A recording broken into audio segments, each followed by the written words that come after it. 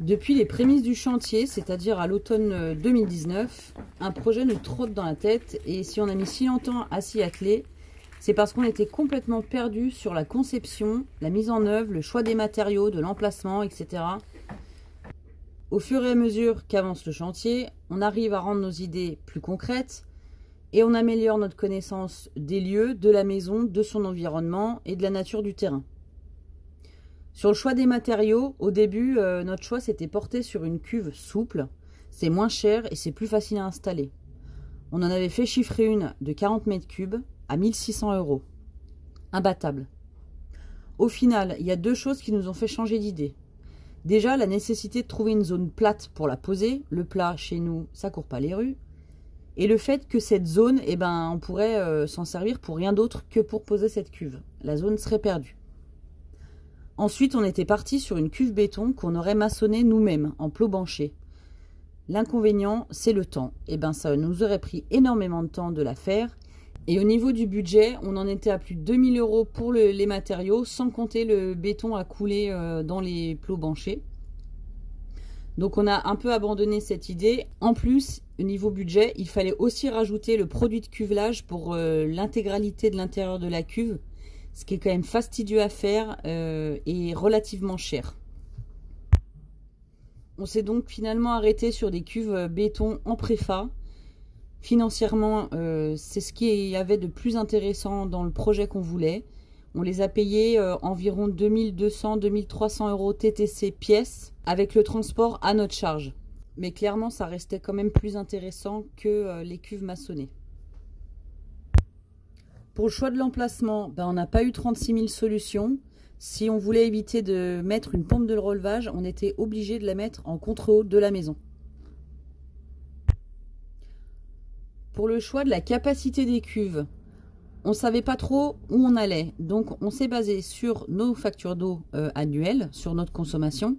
On s'est basé également sur les recommandations du SDIS 74 dans le cadre d'un incendie d'une maison individuelle. Et donc le SDIS recommande 31 mètres cubes d'eau pour une maison individuelle.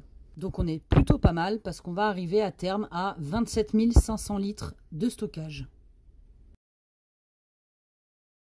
Donc voici l'emplacement qu'on a choisi pour nos cuves.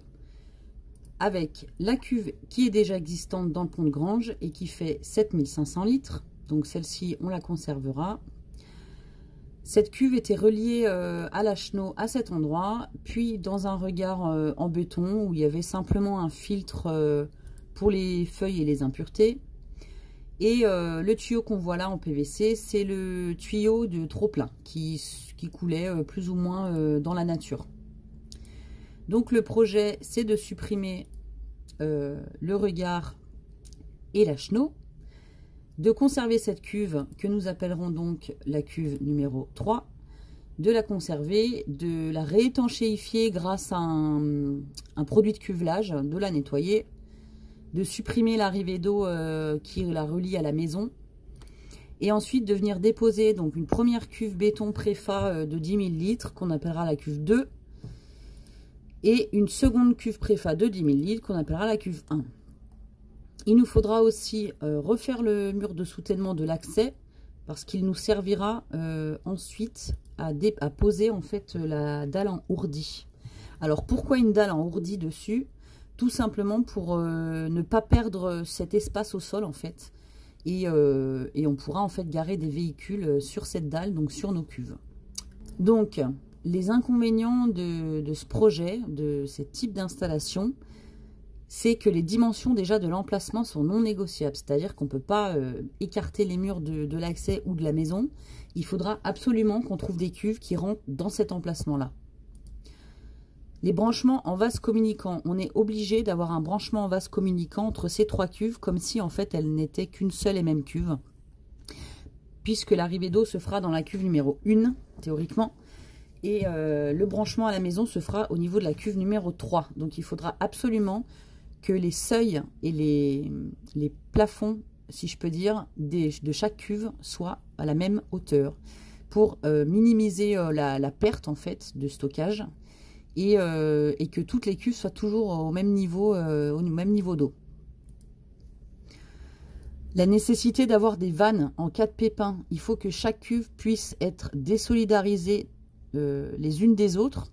En cas de pépin, en cas de fuite, par exemple, si on a une des cuves qui fuit, il faut qu'on puisse la couper du circuit sans pour autant devoir tout vider et tomber en rade d'eau. C'est valable aussi lors des entretiens. La nécessité que ces vannes soient hors gel. Évidemment, ça me paraît une évidence. La nécessité que ces vannes soient accessibles en permanence, donc toujours pareil, en cas de pépin ou besoin d'entretien sur une des cuves, etc. etc. Donc le hors-gel, ça implique en général un remblaiement en terre végétale, mais l'accessibilité des vannes, ça implique qu'on ne peut pas remblayer les vannes. Donc c'est là qu'on a commencé à se poser beaucoup de questions, et ça a duré quand même quelques mois avant qu'on puisse trouver une solution. Les avantages d'une telle installation, c'est déjà la présence d'un local technique. Pas besoin d'isoler les vannes une par une. Le fait que ce soit un local technique qui sera isolé dans son intégralité fait que les cuves et les vannes seront toutes isolées plutôt facilement. L'entretien est facilité puisque l'accès aux vannes du coup et aux cuves est facilité. En cas de problème sur l'une des cuves, les autres restent opérationnelles. Donc comme on l'a vu, si on a un souci sur une des cuves, on peut la désolidariser des autres et pouvoir toujours se servir des deux autres, même si on en a une que l'on doit vider. La place utilisée pour les cuves n'est pas perdue. La place au sol utilisée n'est pas perdue puisque avec la dalle de répartition au-dessus, on peut projeter cette place et la réutiliser pour du parking notamment. Donc vu de dessus, nous avons le mur de la maison qui se situe ici, le mur de soutènement de l'accès qui se situe là, et les trois cuves qui vont venir plus ou moins de cette façon. Entre chaque cuve, on a un passage d'homme pour pouvoir accéder de tous les côtés. Chacune des cuves sera reliée à sa ou ses voisines par un PVC de 125. Chacun de ces PVC sera équipé d'une vanne à clapet verrouillable de la marque Kessel Stofix type 1. C'est une vanne qui permet, lorsqu'elle est laissée en position libre, de laisser le flux libre. Et lorsqu'elle est en position fermée, ça ferme le clapet qui est au milieu de façon étanche et ça permet de désolidariser les cuves les unes des autres, si besoin. Donc l'arrivée d'eau se fera dans la cuve 1 par la gouttière.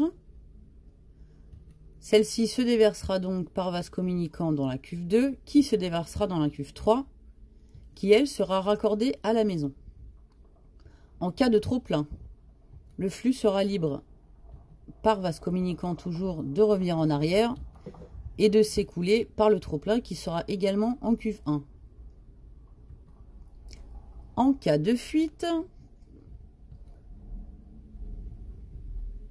nous allons prévoir une arrivée d'eau de secours si nous avons un problème sur la cuve 1. Cette arrivée d'eau arrivera soit dans la cuve 2, soit dans la cuve 3, ainsi qu'un raccordement à la maison de secours qui se fera soit de la cuve 2, soit de la cuve 1 en cas de problème avec la troisième. Tout ceci est sur lit de gravier drainant avec une légère pente de ce côté et un regard qui vient ici et qui s'écoule dans le puits perdu. On fait également un trop plein de secours dans la cuve 2 ou dans la cuve 3, à voir. Tout ça sera recouvert d'une dalle de répartition, donc suffisamment costaud pour que nous puissions garer des véhicules dessus par exemple. Ensuite, pour terminer le local technique, nous viendrons fermer ce local technique avec des plots en béton et un joli bardage en bois, ainsi qu'une porte.